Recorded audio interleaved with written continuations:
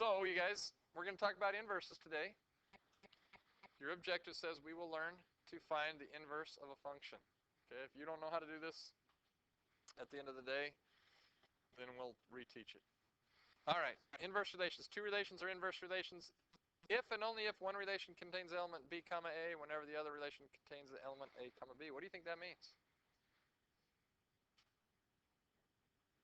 What's that saying we're going to do? 5 new, what'd you say? What? Say that again. Switch them, yep. Switch what? What are them?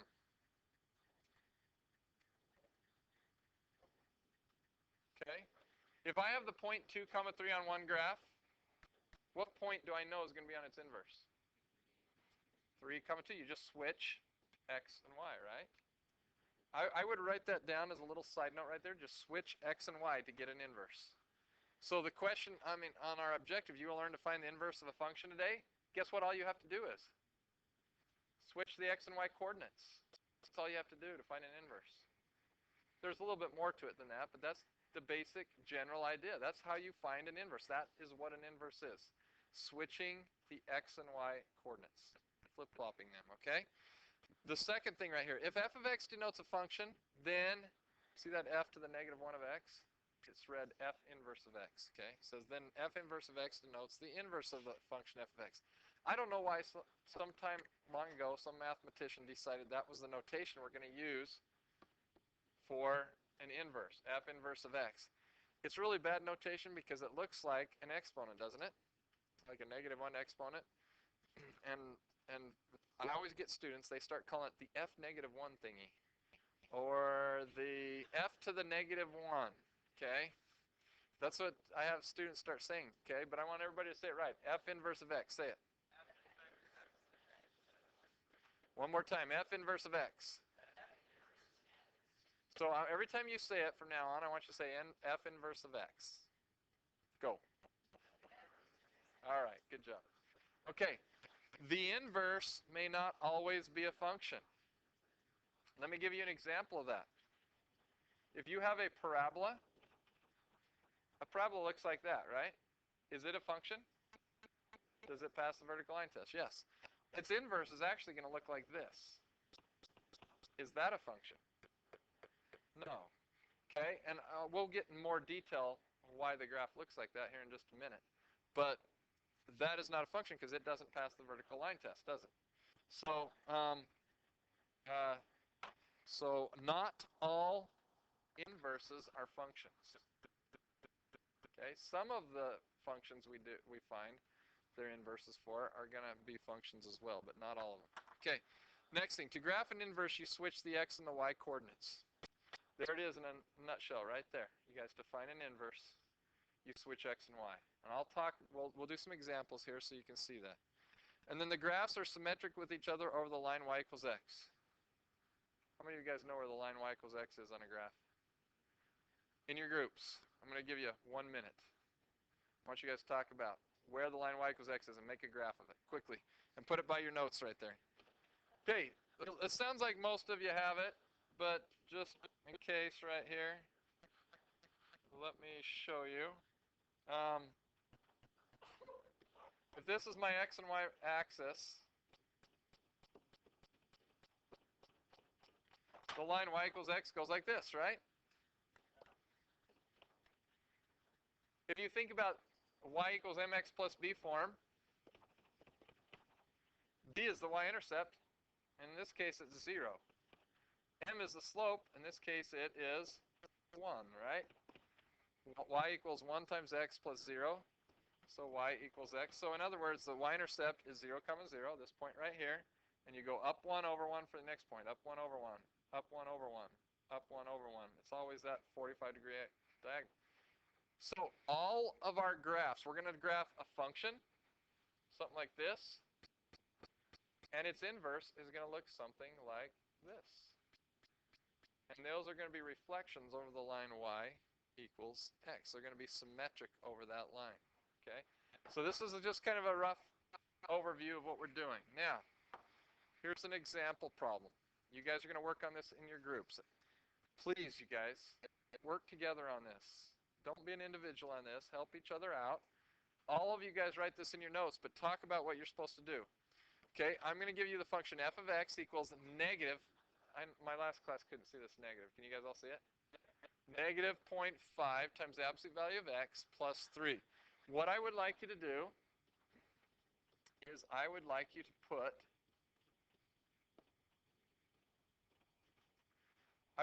put those numbers in for x into this equation and get y.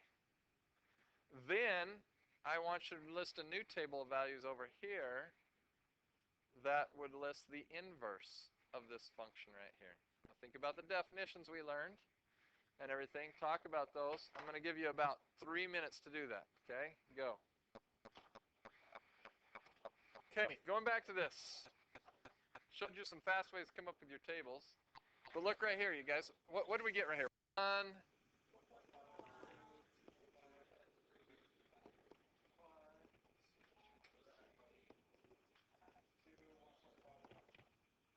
Okay. If you put these in for x, if you put negative 4 through positive 4 in for x, these are the y values you get, right? Okay, now, how do I get an inverse? Okay, I switch x and y. So 1 comma negative 4, 1.5 comma negative 3. All I'm doing is switching the x and y coordinates. 2, negative 2. 2.5 comma negative 1, 3 comma 0, 2.5 comma 1, 2 comma 2, 1.5 comma 3, and 1 comma 4. Because of its absolute value. It's a negative absolute value, so the graph, if you were to graph these points, let's show you the graph and then you can see. Negative 4, 1, 2, 3, 4, positive 1, negative 3, 1.5, negative 2, 2, negative 1, 2.5,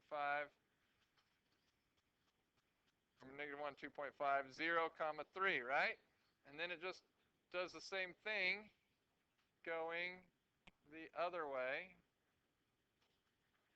And you get this graph that looks like this.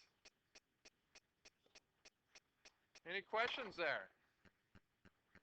Now, if you plot these other points, 1 comma negative 4, 1, 2, 3, 4, 1.5 comma negative 3, 2 comma negative 2, 2.5 comma negative 1, 3 comma 0, 2.5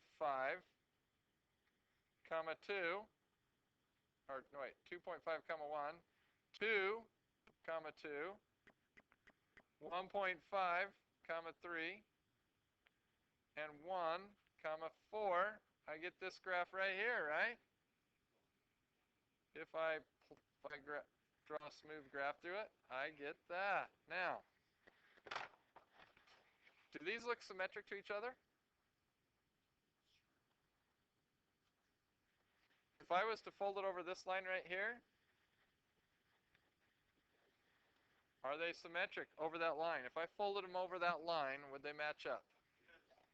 Okay, all eyes right here for a second though. I need you to see this. Inverses are symmetric over the line y equals x every single time. By the way, is the inverse a function? Okay, you'll see the blue one does not pass the vertical line test, does it? So it is not a function. The original function is a function, but its inverse is not a function. You got it? Now, this is what you're going to be doing on your test. Your assignment today. You're going to be doing these, making these tables, switching x and y, drawing a graph of these. That's the first part of your assignment. Can you do that? Okay, it's just like this. You just got to make a table of values, switch them to make your inverse, switch the x and y, graph them to see if they are symmetric with one another. Okay? Now, so do you know how to find an inverse of a function now, you guys? Yes, partly. You know how to do it by making a table of values, right? Okay, now I'm going to teach you how to do that using equations. By the way, first of all, it says you can use the horizontal line test to determine if the inverse of a relation will be a function. If every horizontal line intersects the graph of the relation in at most one point, then the inverse of the relation is a function. Do not write this down. Just think about it. If I have a graph that looks like this, what is this sentence up here telling me? Can I tell if that graph, if its inverse is going to be a function by just looking at this graph? I can't. What's it telling me I can test? What test can I use? A horizontal line test. If I draw a horizontal line and it passes through more than once, is its inverse going to be a function? No. Okay. So if this thing doesn't pass a horizontal line test, then its inverse will not be a function. That's what it's saying. Okay. The reason being, you guys, is because that's going to look like this. That's what its inverse is going to look like, and it's not going to pass that vertical line test. So if it doesn't pass the horizontal line test, it doesn't. Now, on the other hand, look at this one. Does this one pass the horizontal line test? So is its inverse going to pass the vertical line test? Yeah, so it's going, this one right here will have, its inverse will be a function. Got it? Okay, now, here's an example of what I want you guys to do right now. This is the other part of your assignment. You got two parts, that example we just did and this example right here. You can find the inverse of a relation algebraically, switch the x and y, then solve for y. So I'm going to take you through 4 steps. You might want to write these 4 steps on your 3x5 card when you take the test. Or when we take the test. You're given an example. F of x equals x plus 3 squared minus 5. You're supposed to tell if the inverse is a function. By the way, what kind of function is this? What's the graph going to be? Why can we tell it's going to be a parabola? Because of the squared, right? It's x being squared. So we know it's going to be a parabola. Okay? Does a parabola pass a horizontal line test? No. So is its inverse going to be a function? Okay, so we've answered A. Okay, then we're going to find the inverse, then we're going to graph both f of x and f inverse of x using a graphing calculator. But we got to find f inverse of x first of all. And these are the steps for finding an inverse. Number 1, change f of x to y. In other words, you're going to replace that f of x up there with y, so it says y equals x plus 3 squared minus 5, like that. Got it? Any questions on that part? Raise your hand if you can tell what I did right there. Raise your hand if you can't tell what I did right there. No one to raise their hand either time. Raise your hand if you know what I did on step 1. Raise your hand if you're not paying attention. Okay, thank you. Okay. All right, number 2. Okay, the number 2 is to switch x and y. So, what am I going to write now?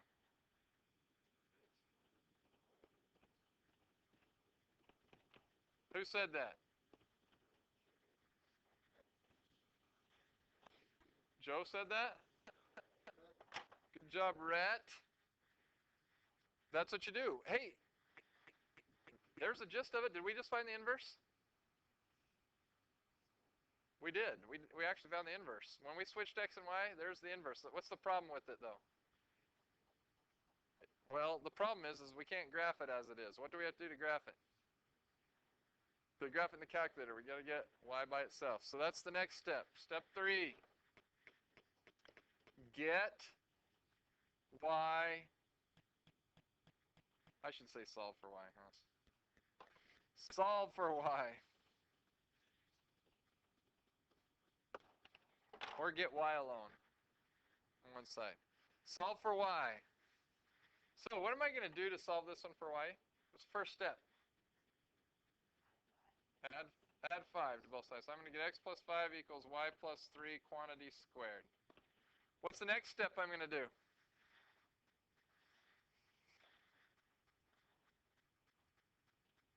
Next step.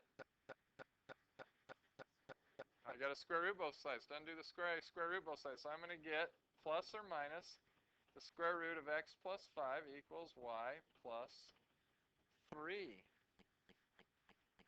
What do I have left to do? Subtract 3 from both sides. So I'm going to get y equals negative 3 plus or minus the square root of x plus 5. Why do I have a plus or minus there? Why when I solve this all of a sudden do I have a plus or minus the square root of x plus 5? Watch this. You guys all know the answer to this question right here. Raise your hand if you know what number I can put in for x squared and get 4. Is that the only number? Negative 2 will work as well, right? So, because negative 2 squared is a positive 4. So the answer to this is plus or minus 2, right? In fact, anytime you're squaring something, there's going to be two answers to it. Okay, they might even be the same answer, but there's going to be two answers. And so we always do a plus and a minus. Okay? That's why there's a plus and a minus. You should have learned that already before, but just to review. Okay, now, the last step, step number 4, is to change the notation. Change y to f inverse of x. So now we're going to have this now this function is going to say f inverse of x equals negative 3 plus or minus the square root of x plus 5. Like that. And we're done. We're done finding the inverse. Now what do we have to do? What were the next instructions? Graph them both in a calculator. So I want you guys to take your calculators.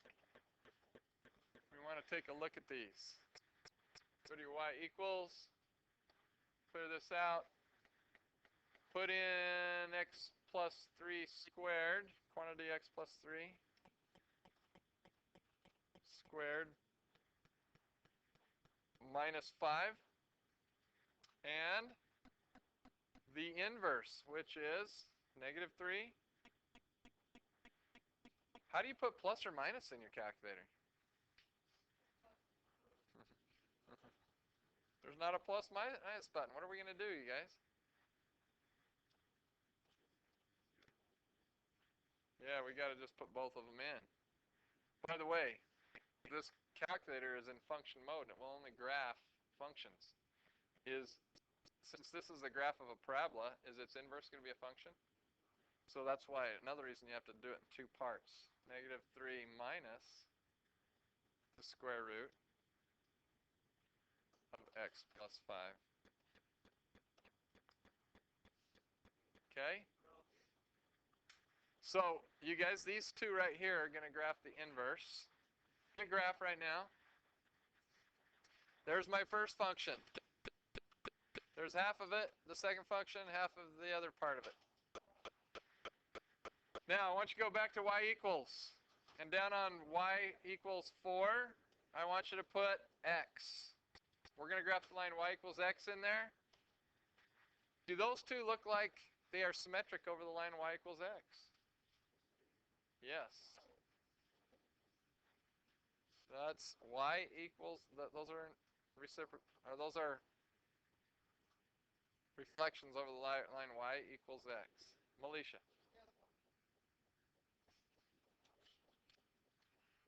Okay.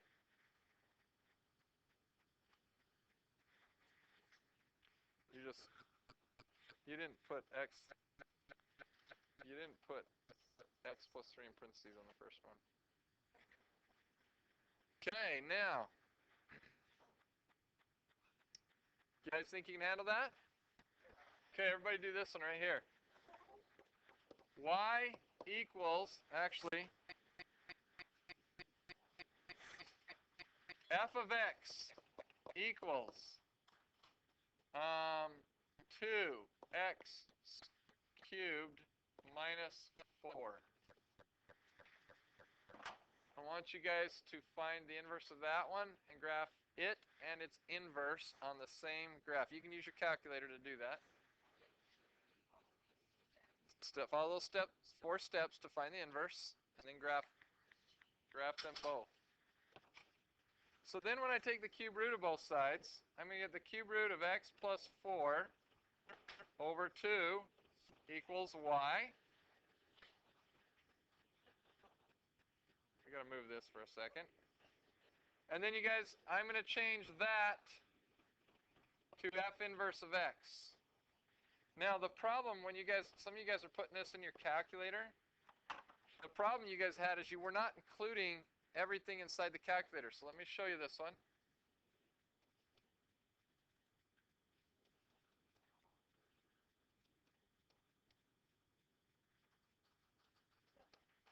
Okay, so when you put this into your calculator, you're going to put 2x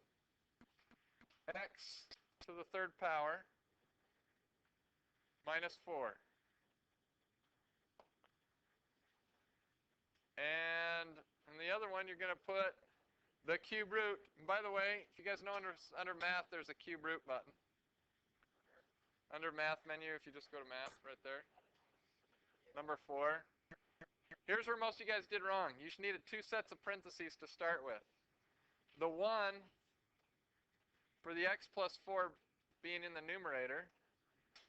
And the other one so that you're taking the cube root of the 2 as well as everything else. Okay, so you're taking the cube root of everything. So that's how it should go into your calculator. Okay, and then I'm going to put in the line y equals x as well. And you should have this. Now, some of you guys didn't include the 2 in there, and you'll notice that this one crossed at -2 instead of over at -4. So yeah, if you, no, it doesn't. Not if you put that at -2. It wouldn't match. Okay? This works like this. Okay? So, now, do you guys know how to find an inverse? If I asked you to find an inverse by making a table of values and switching x and y, you could do that, right? If I said to find the inverse of an equation by switching the x and y and solving for y, you can do that, right? And you can graph them, and you can see how they work. Okay, here is your assignment right here.